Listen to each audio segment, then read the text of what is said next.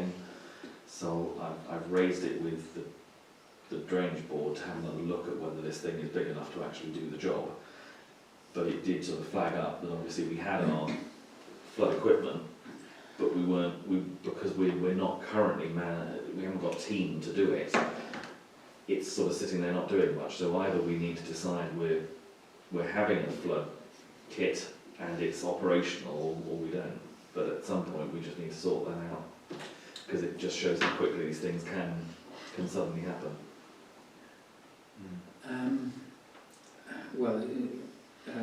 That's interesting, because somebody approached me and said you may as well sell the pump. I mean, I don't know if you know or looked in the back of the toilet block where the store is, but it's stuffed full of a pump and associated equipment. Whether that equipment is still serviceable because it's been stored for a long, long time, I don't know. We haven't had the pump running. It used to get run up by Peter Osborne and a few guys. It's not done now. And when we come to demolish it, we're going to have to decide whether it's good or bad. It's a difficult one, but perhaps we should maybe all of us have a look in there at some stage and show you what we've got. I would suggest, because David's quite good with pumps and he obviously was involved with that before when it used to be down at Sue Boss's buildings. I'd probably get him to get it out, put it all together and run it up, and then we could see if... I mean, whether the hoses have deteriorated through being stored in a poor environment, I just don't know. But there's a load of stuff that John Harper helped us kit up, and it all worked really well at one stage. But of course, once we'd done the work at the bottom of Church Lane and diverted the main water, we felt as if it wasn't necessary. But obviously this is an isolated incident which has occurred. So, just to add to Bob's comments, on Station Road, the ream or the ditch that runs right across all of our back gardens, the worst I've ever seen it in 13 years. It was just below overflowing, and I was like, normally say opens whatever it is, and it goes, but yes, it didn't, but it was the highest I've ever seen it in my 13 years. So it has definitely gone awry. Those two, Burton Row and Station Road, whatever runs around that L shape, if that makes sense. So. Yeah, I mean, Matthew Ward, they did put some controllers on some of the gates, didn't they? But as they point out, the rise and fall between here and the coast is maybe a metre from our level. So to run water off is a difficult thing. Yeah, I can't remember who it was, but someone said there's a sluice gate that runs out further out, and it's responsible. Someone has to open the gate physically. But I was just in conversation with someone in Station Road, but it's gone down a little bit, but it's worse than 30. Yeah, they do, because Ian, my brother-in-law, works for the EA, and he has to physically open the gates at Bream. Yeah. But of course that can only be done at low tide, and then if it's windy, they have to shut them, because obviously it will come back up and cause an adverse situation. So it is sensitive, isn't it? Well, can we follow that up with Drainage Board first, and then I think we should also make a decision about our kit, or get it out and have a look at it, because it may no longer be serviceable. There's also a common one thing that's worth mentioning to the new members. I mean, I think it was at least half of the members of the working group before were non-councillors anyway, because it was residents who had an interest in helping out. So it wouldn't necessarily fall on councillors to do it, but we need to make sure the kit is there and accessible and workable if we and insurance is an issue as well. We've got to make sure we're covered with insurance, public liability. There's all sorts of issues. You can start using kit like that. Well, I was going to say, would it be a thing? Say John rings and says, my garden's flooded and it's coming into my house because the room's gone over. Would we kind of mobilise the pump, go down there? And is that the idea? That's that's what was in place at the time. Yeah. Yeah, we had a group of people all kitted out with responsibilities that we would go and get the kit out, take it down and start the pump and get the water away. So that might be with these two examples of what John said and what you said about the person in Burton Road, that we're kind of bordering on that being in heat now then, possibly. It could be, it could be, but I don't know the circumstances. Obviously when we did it for the severe flooding we had in Yeah. forget now. 10 years ago or something, wasn't it? Oh, Yeah. 2012. 12 it was, yeah. Yeah, 12. it's 2012. I mean, that was horrendous. Yeah. But since John did the project, we haven't had a reason No. to use the pump at all. But we were pumping from Church Lane Yeah. right across the road into the Yes. the Ream that went Yeah. down there. But we don't have to do that. So, and I also think you need to look at it, because if we demolish the toilet block, one, where are we going to put it while it's being demolished? And two, if we're not going to keep it, we want to get rid of it and we can sell the pump while it's in decent order. So, there's, Stick it in that porta cabin on the car park. yeah. Okay, all right, that's, where are we? Oh, play area and grants. Yeah, well, of course, we had the offer of the grant from Clark's Trust Fund, and of course that is dependent on us being able to complete the job that we applied for, which was in fact the roundabout, disabled roundabout. But of course, the disabled roundabout is significantly more expensive.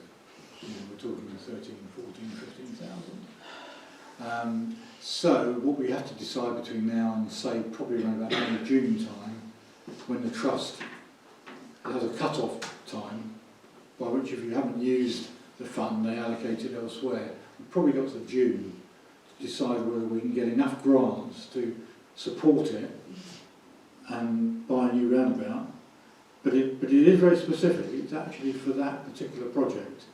In other words, it's for a disabled roundabout facility. It's not for disabled kit that you feel that might be appropriate or another piece of kit. It is specifically for a disabled roundabout, which is what we applied for. So, something we need to get our heads around between now and, in spring, as to whether we want to try and. There's no reason why we can't apply for some more grants. There's plenty of people out there who are prepared to look at grant applications. Some of them are very specific, some will encourage you on certain projects. Have you looked at other suppliers to see if it could be sourced?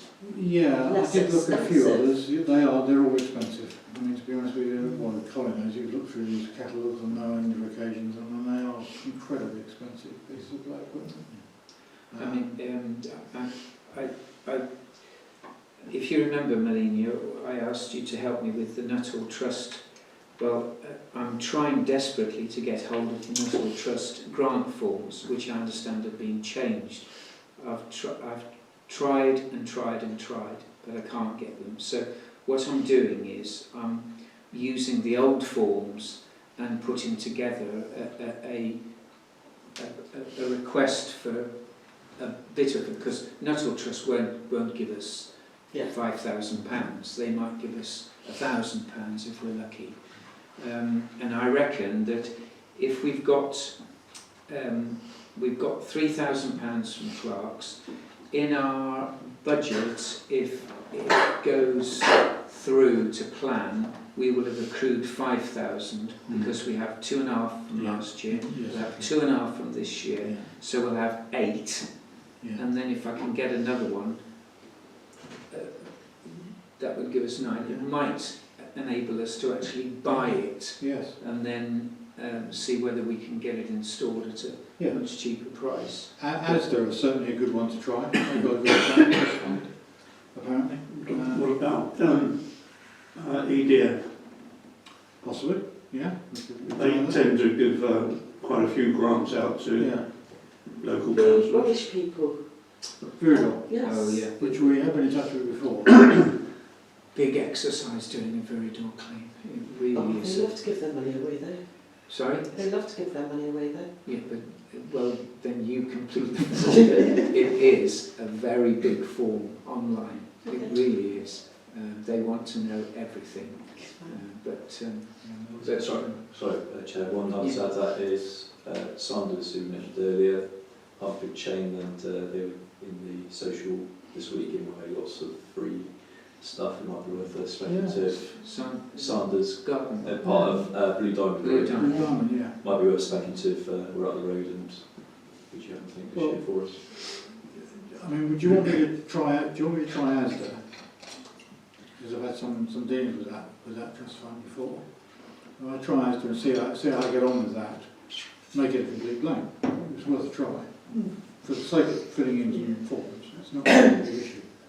And then if we've got National Trust and potentially maybe Sanders, it's a question of how close to it we get, because what they'll all want to know is what grant funding you got from somebody else. In other words, you have to disclose what other funding you got, because they obviously want to see you putting in a contribution as well. They're not very keen on giving money out unless you're putting a chunk of it in yourself. I mean, it could well be, Owen, that we actually buy the kit and at least get the kit and store it, and then get it installed the following year, maybe when we've got the money in our budget. I.e., plan to buy it this year and install it next. I know that, you know, we are on a tight financial budget. Okay. Well, if you could, somebody mentioned EDF. Yeah, Malcolm mentioned it. EDF, Asda, Tesco, Blue Diamond. Okay. All right. Well, start to have a look. They've all got funds, these big companies. Yeah. It's a question of what they project them towards. They don't all project them for the same reason. And parish councils are not always on the list of people who can apply either. Sometimes the charities only, which of course we're not. So. Okay, thank you. Flagpole, what's the latest on the flagpole? Did you know? It's in John Harper's garden, Right. awaiting refurbishment. Okay. David has apparently got, he said he's got the new halyard, and we were going to pressure wash it yesterday or stuff, but he hasn't been very well for a few days, so Okay. I think that what the plan is to pressure wash it. We've examined the pulley and all that mechanism at the top, and it seems to be okay. So we're going to rejig the halyard, and David's got a new plan where he's going to put some, what they call things that you clip. Clips. Carabiners, that's it. He's going to put them on at the correct spacing so that we won't have to have all these knots and You just clip bits the tied flag on, so straight it'll into just be it. clipped. Yes, so he's hoping that might make it last longer. Mm. And then the only thing that might need replacing, that I think, is the bit where we go Yes. wiggle it round, because that's very bendy and nearly broken off, but that might want replacing. But he's apparently, He's on it. he's got it sorted. All right, So. thank you. Hill Lane car park security. Can I ask a question? Oh, I'm sorry, Bob. Which is not strictly the flagpole, it's the other side of the car park from the flagpole, which is the tree, which we were talking about having to get trimmed, and it was the same team, I think, that was up for trimming the tree. Is that still scheduled for January? I think it's still, yes, it's still in the plan. Okay. Yes. Because obviously once we get into February, That- March, we're then getting into Yeah. the wrong Well, time. I did say to him yesterday about it, and he said, "Oh yeah, well, we'll discuss that tonight." Of course, not knowing he wasn't going to be well enough to be here. So, but that's definitely been talked about recently. That apple tree. You'll be pruning it with David, will you? Is that the plan? Yeah. David would do. I think Aid was going to help you as well, wasn't He was, yes. Yeah. We're going to make him do the clearing up. Because it was a couple of weeks It's ago, we had probably a quote from Dave Bateman. It was the council's view that it was better to do it in-house. So- Right, okay. Okay. Can you have a word? So we've got a big whip. Okay. I'll do my best. But it was certainly, I think it was that it would save a few £100. A bit more to go towards the roundabout. Because the other job that Aid has also got on his list is the bench. Yeah. Oh, I meant to bring the. Well, it doesn't matter really. I've got the bolts to secure it. Aid's going to be busy, isn't he? Yeah. Okay. Just don't give me a ladder. Yeah. Hill Lane car park security. Well, that was just something that was raised a couple of meetings ago, and in fact, we were just thinking about putting something to stop potential intruders, weren't we? That was what we were thinking about, and what we would do with it.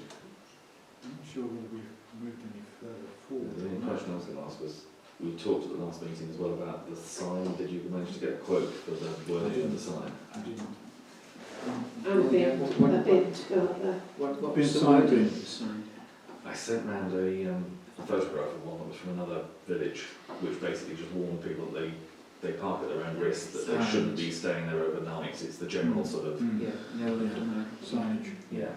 And Arian, of course. Arians. Arian's John's favourite. Absolutely. Yeah. Come back, John. Come back. Okay, so that's the first stage really, isn't it? And see where we go from there, I guess. And did someone say a dog bin? We want a dog bin up there. Well, A rubbish bin. yeah. A rubbish bin. Even if it's not a dog bin, a rubbish bin, I suppose. Would that be like the one we had down Rottingwood Hill Lane? That another one of those, perhaps? Yeah, it was from Glaston. Yeah. So I can look back through the records on that. Yeah, I think it was about 300 quid or something. What happened to that one that was up on the corner? Sorry? What happened to that one that was by the conifers at the bottom of the Dixon's driveway? Because that's not there, is it? No? Yeah, it's black one now. Is it still there? Yeah, it's black. Yeah, Oh, okay. yeah. And emptied regularly. What would happen to emptying up Hill Lane car park? What would happen then? Would we get that Sedgemoor would have to, you need to talk to Karen Barnes. Oh, Karen. Good old Karen. I never talked to her about rubbish and toilets. Yeah. Generally, Sedgemoor normally will empty as long as it's accessible from the road. Right. And I don't think it's worth doing it sooner rather than later, because at the moment I don't think they charge for emptying rubbish bins. But they might. But next year, you never know, the new council might. Well, So get it in there early. There's all sorts of bills coming through next year. Okay. All right. Okay. I'll deal with that. Okay. Warm and social. Well, that's starting to happen. We've had a few sessions now, and we've got a good list of volunteers. We've got a rota, which is full right up to the end of March, of volunteers, which is amazing actually, because we didn't have a lot of trouble filling the rota. A little bit of uncertainty about where we're going to have it at one stage, because first was going to be here, and then one or two people suggested it's better in the Nuttall room, and then we pointed out to them this is a much warmer space than the Nuttall, and if you can have a warm space event, it'd be quite good if it was warm. And then of course last month we had a problem with the heating, we weren't sure what was happening here. So it didn't really get off to a very brisk start before Christmas, but Colin and Angie LePage are doing this Friday in here. We've got supplies down in the cupboard there, so they've got all their supplies lined up, being advertised. So we'll see what happens. And basically I'm just keeping a record of expenses, because obviously we've got £1,000 just coming from community council, which we will have to justify ultimately, as to, that we've used it wisely. So I need to add the hall hire and stuff like that on there. And see where we get to by the end of March. Of the shop supplying the... Yeah, shop supplying all the bits and pieces, and we're getting a receipt for all of that. I'm tending to encourage people not to buy stuff. People are very, very generous and saying, well, we'll bring the supplies. And I'm saying, don't do that, because we need to be able to demonstrate that we needed to buy the supplies. So hopefully, and one or two people have thought maybe we could extend it into the spring and summer even, if we, as a regular event. But initially, what we're trying to do is just the warm space. So see where it gets to. Okay. your favourite, John, development plan? Yeah, so I've touched base with Sarah. She obviously was away, and then I'm up. So yeah, that's ongoing. Okay. Others are all finished. But yeah. Well done. Matters of report. Anything for the next meeting, John? No. And Yeah, this is something David was actually going to bring up, he asked me to mention it, but in the past there's been tea, you've been able to come in here and make a cup of tea at the beginning, and he wondered if we'd all maybe chip in some money, get some tea bags, some coffee and some milk, and if everybody wanted to do that, to have tea during the meeting. yeah, good idea. What I said to Amanda earlier on is I've got obviously for the parish surgery, I keep a supply of coffee and sugar and stuff like that. I could leave that over on the end of the surgery, because that always follows on, the meeting follows on from that. So I could bring that along for the surgery, leave it overnight, and take it away after the meeting. So keep the supplies that way, and just somebody needs to bring some milk, that's all. Yeah. So we have somebody bring some milk, then we've got a full system going. I can get the milk from the shop. Yeah, Yes. so that's easy. Yes. Yeah. So we Which have to do is that. quite nice to have Okay. tea Yeah, this yeah, year. it's fine. Okay, no, I need- good idea. Do we get biscuits as well? Well, yeah, actually, we could all take it a turn to bring the biscuits. Yeah. Bacon. That's before we know that's not till next month. Yeah, pizza. Yeah, we're going to have pizza. Pizza after. The Valpolicella or something. Yeah, I was going to say, we could have tea. Okay, so that's tea for next meeting. Tracy? No? Alina? Jane? Well, only just to mention that we did get the bulbs from Sedgemoor just before Christmas, and we had a planting session, AD, Amanda and myself. I won't tell you where we put them, you can see them come up in the spring. I was wondering where the bulbs had gone. Well, we forgot about it a bit, and then suddenly I rang Owen and said, could you check that they were still there, and they were, so we went and got them, and we had to get them in because it was a little bit past planting. Well, we were getting beyond it a bit. There's going to be some later flowers, but Yeah. that's fine. It's the last year, you think, of all? Well, certainly Sedgemoor, yeah, the rest of the districts didn't do the same thing that Sedgemoor did. We're trying to encourage the new council to do the same thing, which was, it's always been done that Sedgemoor every year has given every parish that wants it a bag of bulbs to go out and plant somewhere in the public domain so that people can see it and it pretties the area. Whether the new council will do it or not, I don't know.